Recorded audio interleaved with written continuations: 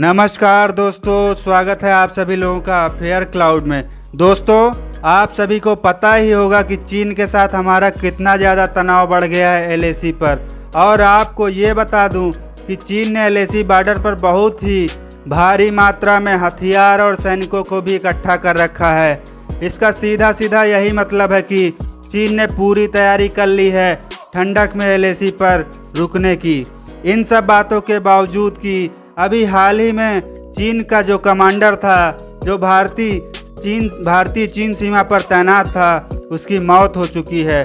और बताया ये जा रहा है कि चीनी सैनिकों को लद्दाख जैसी एरिया सूट ही नहीं कर रही है। लेकिन फिर भी चीन है कि मानता ही नहीं। दोस्तों, भारत की सेना बहुत साहसी है कंपैरिजन करें चीनी पीएलए की सेना के मुकाबले। और दोस्तों, अभी आपको कुछ दिनों में सुनाई देगा कि चीनी सैनिक भी मर रहे हैं। लेकिन दोस्तों, आखिर कारण क्या है कि चीन भारत के साथ मार खाने के बाद भी फिर से तैयारी कर रहा है? और हाँ दोस्तों, इन दिनों अभी 2 दिन पहले 200 चीनी सैनिक अरुणाचल प्रदेश में आमने सामने आ गए थे और लोकल कमांडरों की दखल से ये मामला भी सुलझा लिया गया था। वो कहते हैं ना कि दोस्तों, कुत्ते की दुम कभी सीधी नहीं होती। और लग रहा है कि ये चीनी सैनिक भारत से फिर से भिड़ेंगे। इन सब को लेकर हमारे थल सेना अध्यक्ष का अभी बहुत ही बड़ा बयान आ रहा है। चलिए आपको पूरी खबर विस्तार से बताते हैं। दरअसल दोस्तों, सेना प्रमुख जनरल MM नरवणे ने कहा है कि चीन जिस तरह से पूर्वी लद्दाख क्षेत्र में सेना की तैनाती बढ़ा रहा है, वह एक बहुत ही बड़ा चिंता का विषय जरूर है। लेकिन हमारी सेना भी मुंहतोड़ जवाब देने के लिए पूरी तरह से तैयार है। दोस्तों, उन्होंने ये भी कहा कि अगर चीनी सेना सर्दियों के दौरान भी तैनाती बनाए रखती है तो यहाँ LOC जैसी स्थिति नियंत्रण रेखा जैसी हो सकती है।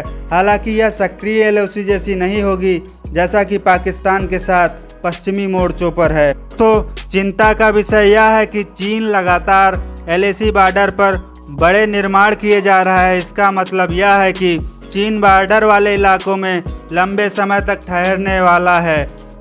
और दोस्तों, भारतीय सेना ने भी अपनी निगाहें बनाए रखी हैं। अगर वे लोग वहां ठहरेंगे तो भारतीय सेना भी वैसा ही करेगी।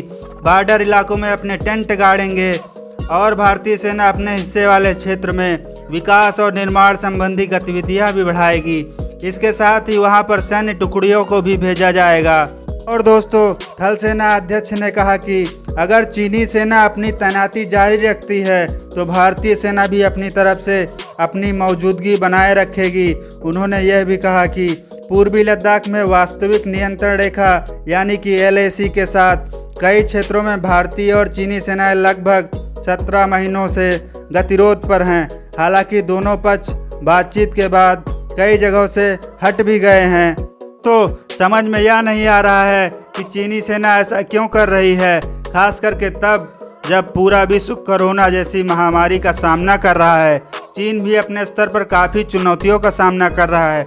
इसके बावजूद समझ में नहीं आ रहा कि वे टकराव क्यों चाहते हैं। खैर, जो भी कारण हो, लेकिन उन्होंने जो भी टारगेट सेट किया हो उसमें उसे कामयाबी नहीं मिलेगी। लेकिन दोस्तों, सेना प्रमुख ने यह भी कहा कि पूर्वी लद्दाख में गतिरोध के बाद भारतीय सेना ने भी महसूस किया है कि उसे ISR, खुफिया निगरानी और टोही के क्षेत्र में और अधिक काम करने की ज़रूरत है। इसलिए पिछले 1 साल में हमने आधुनिकीकरण पर जोर दिया है। इसी तरह हम आधुनिक हथियार और उपकरण पर जोर दे रहे हैं ताकि भविष्य में किसी भी तरह का विकट स्थिति में निपटा जा सके। तो अब आपका क्या कहना है थल सेना अध्यक्ष के इस बयान पर? कमेंट में ज़रूर बताएं। लाइक, शेयर और सब्सक्राइब करना ना भूलें। धन्यवाद।